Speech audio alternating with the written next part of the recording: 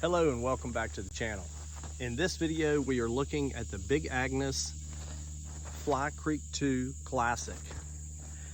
Now if you've been following my channel as of late, you'll know that I have sort of shifted back into backpacking. This was a big hobby of mine in my 20s and early 30s, and then I found mountain biking and did that for quite a few years.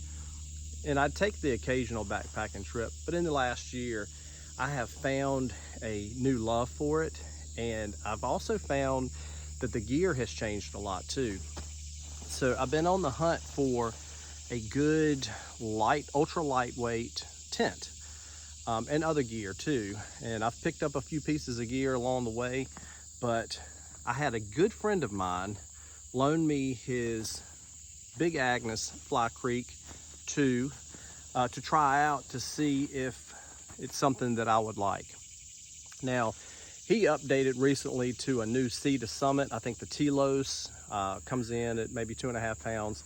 This tent right here had some cons that he didn't really like that much, but today I'm gonna set it up and see if it's something that will work for me, mainly because he is going to sell it to me at a fraction of the cost of what he bought it for 4 or 5 years ago.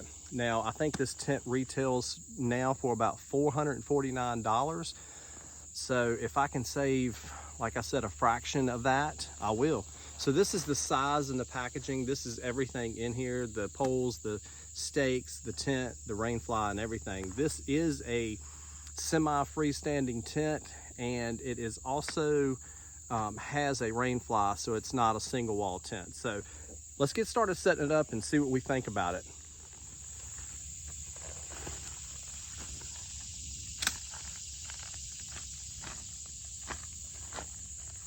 Looks like he left one of his pillows in there too, so maybe I'll blow that up. I did bring my sleeping pad so we can see what kind of room we have in here.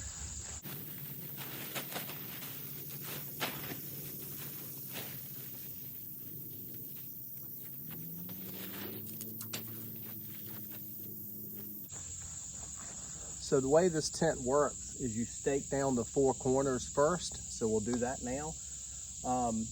One thing that he did, another con that he wanted to get away from, was a front door opening, which this tent has.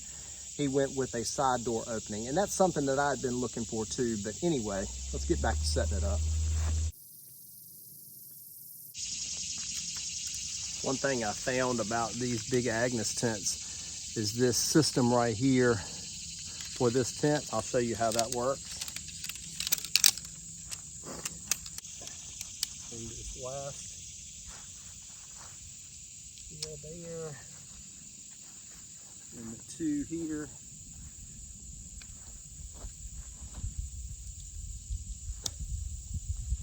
And then the last one here.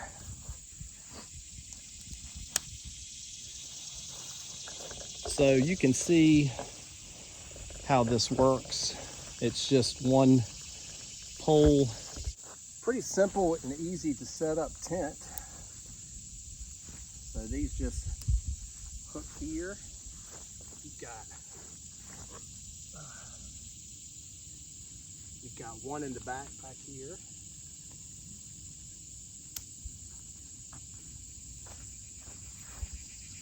One up top. And this one hooks around this little plastic piece.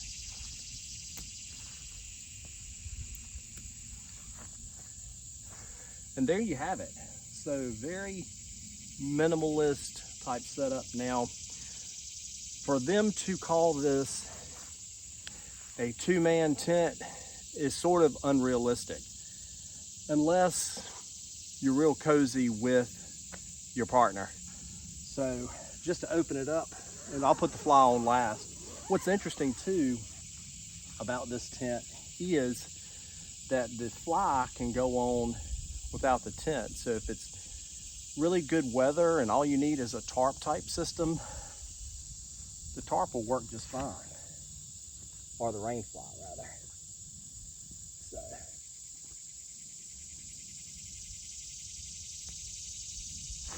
looks like it's a little leafy from his last trip. but let's bring this down. But as you can see, it's honestly not that much room. Now, these can be guyed out to make it a little bit more spacious in there.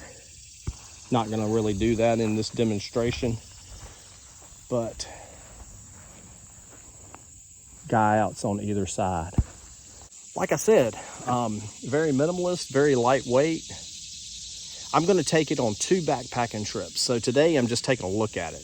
I have backpacked with my friend, but I haven't paid much attention to, you know, his experience or whatever. I do remember one trip where it was very windy and cold, and he did get a lot of, that's the one complaint and one con also in reviews about this tent, is that there were quite a bit of people complaining about how it holds up to wind.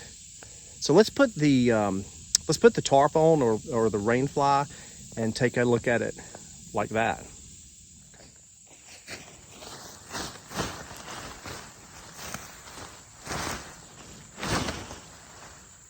Quite a bit of guy outs on this fly too. And he told me after that night of wind and cold that had he had a guide the tent out better, probably would have been a better experience. So he's missing a few stakes in this. So I've got extra stakes. When I go, I'll be sure to add it. But I just wanted to show you how this can get guyed out. So obviously there's a point there. There's a point there. It looks like these have never been used. So that may have been part of his complaint about that windy night. He probably didn't have any of these uppers guyed out, which would help with the wind flow. Okay guys, so just to give you an idea of the inside and the room that you may be able to get 2 pads in there. That pad is the REI Helix 24 by 72 by 3 inch. So 24 inches across, which is, they make a more narrow pad than that. I think a 20 inch, but I like a wide pad. But as you can see, there is not a lot of room for a second pad in there. So I consider this more of a one person with room to put, you know, gear in, which is good, you know. So I'm not sure if I mentioned any of the specs of this tent, but 86 inches down, 46 across, I believe is what I read, and then 40 inches height. So let's get this thing turned around and so we can see. So 40-inch height, plenty of room to sit up. With a hat, it might be a little tight. Now with 2 people, I don't see it. I just don't see it. So I think that's kind of a thing with ultralight backpacking tents that say 2 people. It's really just one person, obviously, that can fit in here comfortably, especially if you were in bad weather. This vestibule is not too awfully bad. Enough room to put, you know, maybe your boots. You could possibly cook, you know, cook in this little area right here. But let's be real, this is a one-person tent. This tent also has pockets on either side, nice. And there's also a pocket up top. You could put, you know, a headlamp or something up there to give yourself some illumination in the tent. Yes, I am going to give this tent some consideration. Granted, you know, nothing's really guyed out because we were short some stakes. And then in this open field, there's not a whole lot to guy out to. But anyway, just to give you an idea, pretty narrow, pretty minimalist. So yeah. Okay guys, so a quick wrap up on this short video. I am interested in trying this tent out.